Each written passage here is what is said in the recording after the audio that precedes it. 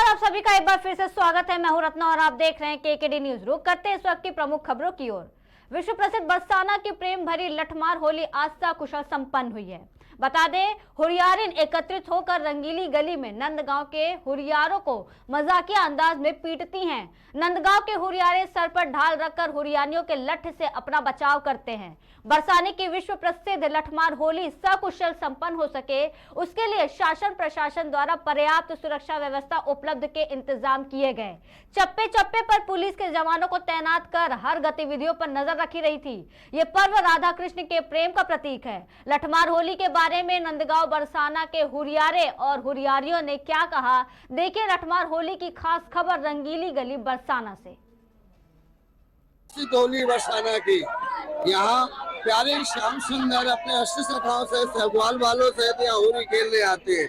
बरसाना की दिव्य गोपियाँ अपने दिव्य श्रृंगार करके श्रृंगार करके ब्रज ब्रजोटियों के यहाँ होली खेलते हैं और आनंद लेते हैं। ऐसे ही यहाँ की सखियाँ दिव्य आनंद लेती हैं। हाँ जी, बिल्कुल रस बरस रहा है और हम अपने भाग्य पे उतराना चाहते हैं। हम यहाँ की बहुएं हैं, ये हमारा बहुत बड़ा नसीब है और इस होली में हमारा महत्व बहुत ज्यादा है। कैसे तैयारी करते हैं आप लोग? तैयारी अच्छे से तैयारियां करते हैं। एक महीने से पहले हम सारी चीजें तैयारी करते हैं, शॉपिंग वगैरह हर चीज तैयारी करते हैं। खान पान में क्या चलता है आपका? खान पान में गाय चीज खाते हैं, गाय पीते हैं, सब कुछ खाते हैं। ये लठमार होली राधा कृष्ण के प्रेम की होली है। यहाँ बरसाना में बसंत पंचमी से ये माँ सरस्वती का पूजन करने के बाद यहाँ होली का प्रारंभ होता है और होली यहाँ पर धूलेड़ी तक चलती है पूरे ब्रिज में। बरसाना में कल यहाँ से राधा जी की सखी के रूप में एक सखी नंदगांव नौता देने गई थी।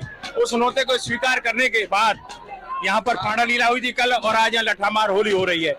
थके तो भये रविचंद्र हरि होरी रे, सूर्य और चंद्रमा भी थक के रुक जाते हैं, ठहर जाते हैं। ऐसी बरसाना की होली है। होली बरसाना की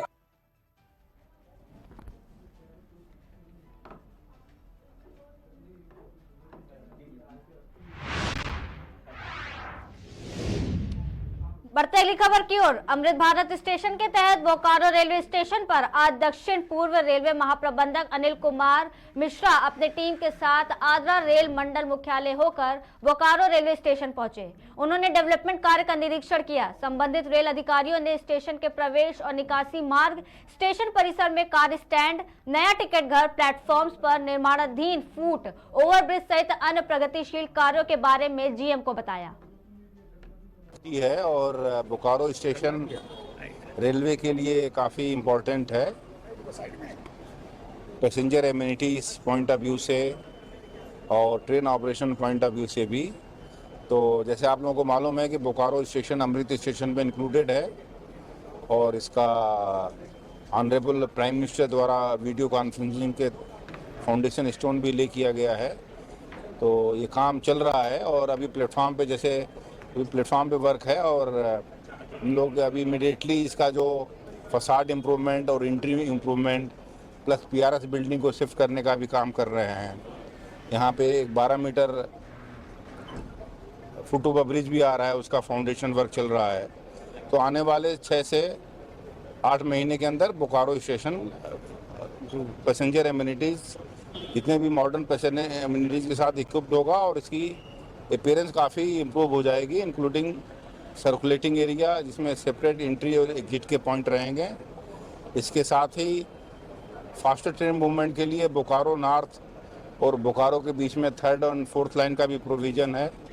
तो इसका भी हम लोग टेंडर जल्दी अवार्ड करके और आने वाले 1 से 1.5 साल के अंदर वो भी वर्क हम लोग कंप्लीट कर लेंगे। तो जो गाड़ियाँ मिड सेक्शन या बाहर डिटेन होती है वो भी गाड़ी डिटेन नहीं होगी, उनका फास्टर मूवमेंट होगा। सर यहाँ जैसे रेलवे में डॉक्टर डायरेक्ट कम आते हैं, लेकिन हम लोग कॉन्टेक्चुअल बेसिस पे डॉक्टर इंगेज करते हैं।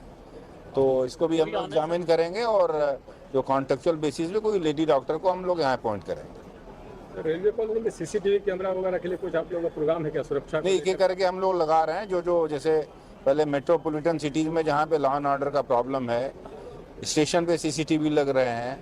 स्लोली हम लोग कॉलोनी में भी जो मेन एंट्री पॉइंट है, पूरी कॉलोनी को नहीं, लेकिन जहाँ से एंट्री एग्जिट या इस तरह के अनथराइज लोग आते जाते हैं वहाँ हम लोग सीसीटीवी कैमरा लगवाएंगे है। और बोकारो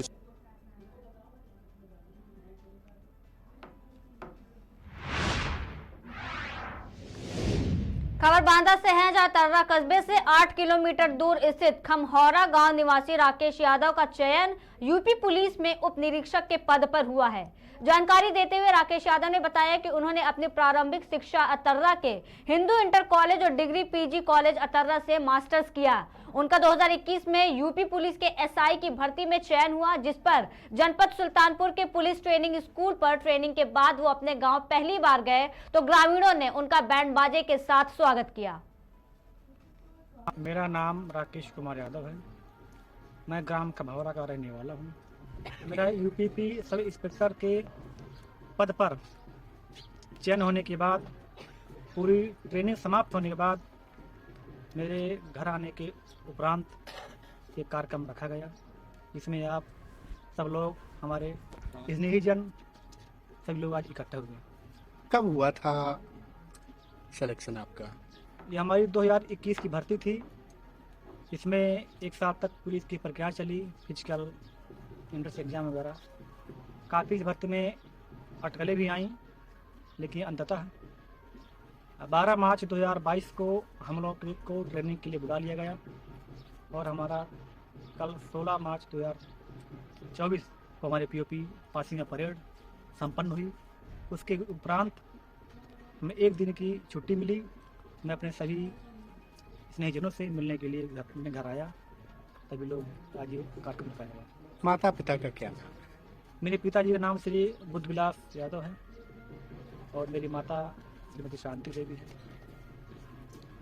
जैसे कि इस उपलब्धि का श्रेय किन किन लोगों को देना चाहेंगे? मैं अपने इस उपलब्धि का श्रेय सर्वप्रथम अपने माता पिता, ताऊ, अपने बड़े भाई, गुरुजन और जो मेरे शुभचिंतक व्यक्ति हैं, कई लोगों का मेरे साथ मेरी सफलता में श्रेय रहा, सहयोग रहा। मैं उन्हीं को श्रेय देना चाहता हूँ।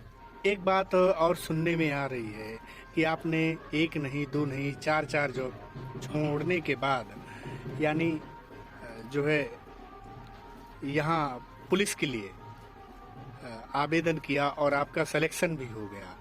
खास वजह क्या थी? ये आपने बहुत अच्छा क्वेश्चन किया। हमारे जो दादाजी थे श्री बदलुआ यादव जी, उनका सन 1980 के आसपास मर्डर हो गया, 82 के आसपास, और केस चलता रहा, लेकिन अंततः कोई हमें न्याय नहीं मिला। मैंने सोचा कि हम जैसे गरीब कई व्यक्ति, लाखों व्यक्ति होंगे, इन्हें सही न्याय नहीं मिलता होगा और समाज में बेसहाय।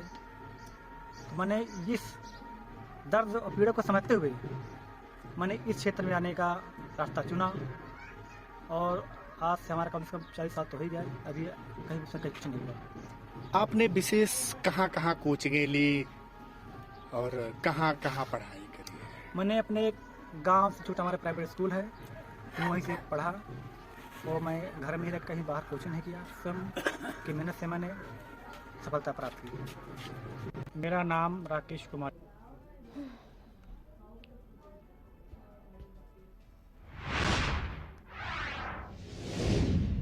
उत्तर प्रदेश के हापुड़ में लोकसभा चुनाव का आगाज होते ही अवैध शस्त्र फैक्ट्री का भांडाफोड़ पुलिस ने किया। वही जनपद के थाना हापुड़ नगर पुलिस ने अवैध शस्त्र फैक्ट्री का पर्दाफाश करते हुए एक अभियुक्त को गिरफ्तार किया है, जिसके कब्जे से 11 अवैध तमंचे, 1 पोनिया, 3 अर्धनिर्मित तमंचे, कुल 15 अवैध असलाहा, 2 जिंदा कारतूस और अवैध शस्त्र बनाने में प्रयुक्त उपकरण बरामद किए गए। गिरफ्तार अभियुक्त अवैध शस्त्रों को बनाकर डिमांड आने पर अपराधी किस्म के लोगों को 5-7 हजार रुपए में बेचकर आर्थिक लाभ कमाता था।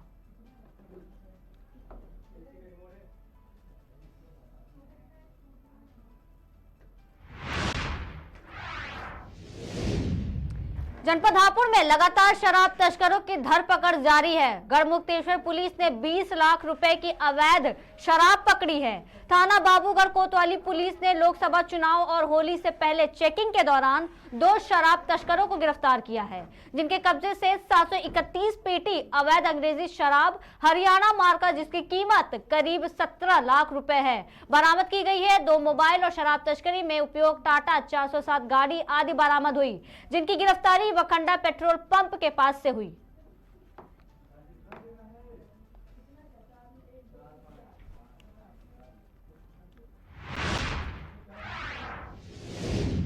देवास के ग्राम सिया में शॉर्ट सर्किट की वजह से किसानों की खड़ी फसल में आग लग गई, जिसकी सूचना मिलने पर मौके पर विधायक मनोज चौधरी पहुंचे। किसानों के हुए नुकसान के लिए संबंधित अधिकारियों से बातचीत कर त्वरित कार्रवाई के निर्देश दिए। सिया में यहाँ हमारे किसानों के खेतों में आग लग गई थी और जिसकी वजह से जो खड़ी हुई फसल थी गेहूं की वो जल गई है। जैसे हमें इस बात का पता चला तत्काल यहाँ पहुँचे हैं, संबंधित अधिकारी राजस्व अधिकारियों को भी अवगत कराया है, वो भी पहुँचे हैं। दमकल की गाड़ी भी आ गई, आग पर काबू पा लिया गया है। पुलिस विभाग के भी सभी हमारे साथियाँ मौजूद है, प्रशासन वाले। इसके अंदर जो भी जहाँ त्रुटि हुई होगी उसको सुधार करके जिन लोगों का नुकसान हुआ है उनका पंचनामा बना करके उनके नुकसान की भरपाई की जाएगी, उनको मुआवजा भी दिया जाएगा और भविष्य में ऐसी पुनरावृत्ति नहीं हो इसका प्रयास करें। सिया में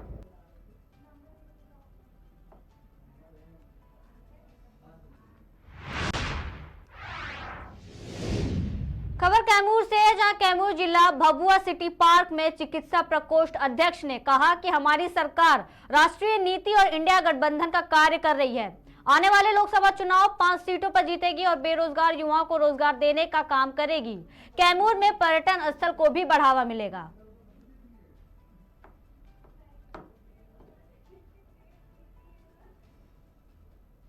चैनल को देखने वाले जितने भी दर्शकगण हैं उनका सबसे पहले स्वागत है, ठीक है। और रही बात चुनाव को लेकर, तो एक तरफ राष्ट्रीय नेतृत्व जो राष्ट्रीय लेवल पर जो हमारे आदरणीय नरेंद्र मोदी जी का काम चल रहा है और एक तरफ इंडिया गठबंधन चल रहा है जो दिन पर दिन बिखरते जा रहा है। उनका एक कुनबा हमेशा बिखरते जा रहा है और हमारे गठबंधन में क्या है कि हमारा गठबंधन कोई टूट नहीं रहा है और हमारा गठबंधन प्रतिदिन कोई ना कोई जो क्षेत्रीय पार्टियां है प्रतिदिन कोई ना कोई ऐड हो रहा है और हम लोग मजबूती से काम कर रहे हैं और हमारे पास विजन है। अभी मौजूदा परिस्थिति को लेकर हमने अभी सीएए को लागू कर दिया है। हमारे जो पार्टी है लोक जनशक्ति पार्टी, और हम लोगों का जो अलायंस है एनडीए के साथ है, यानी आदरणीय नरेंद्र मोदी जी के साथ है। उन्होंने एक ऐतिहासिक कदम उठाया है जो सीएए है। सीएए जो है कानून देने का प्रक्रिया है, लेने का प्रक्रिया नहीं है। इसको लेकर क्या है कि जितने भी विपक्ष है अफवाह उठा रहे हैं कि ये कानून लागू हो जाएगा तो नागरिकता चली जाएगी, उसको चली जाएगी। लेकिन आदरणीय नरेंद्र मोदी जी के नेतृत्व में हमारा देश तरक्की कर रहा है, देश मजबूत हो रहा है। और देखिए अभी राम मंदिर की बात हो चाहे सीएए लागू हो गया, इस पर हम लोग काम कर रहे हैं। और जितने भी रही बात स्वास्थ्य की बात, तो स्वास्थ्य में देख रहे होंगे कि प्रधानमंत्री कौशल विकास योजना के तहत, जनधन योजना के तहत जितने भी जो काम चल रहा है, जो समाज को आगे ले जाने के लिए गरीब तबके के लोग हैं उनका आगे कैसे विकास किया जाए, मुख्य धारा से कैसे उनको जोड़ा जा सके, उस पर हम लोग काम चल रहा है। तो हम लोग के पास इतना सारा काम है और हम लोग जीत रहे हैं। और फिर से क्या है, एक बार क्या है कि आदरणीय नरेंद्र मोदी जी प्रधानमंत्री बन रहे हैं। क्या है कि आरजेडी का आप जानते हैं कि शुरू से उनका इतिहास क्या रहा है। आरजेडी एक गैर विचारधारा वाला पार्टी है। आरजेडी एक गुंडों की पार्टी है। आरजेडी गुंडों की पार्टी है, उसमें कोई डिसिप्लिन नहीं है।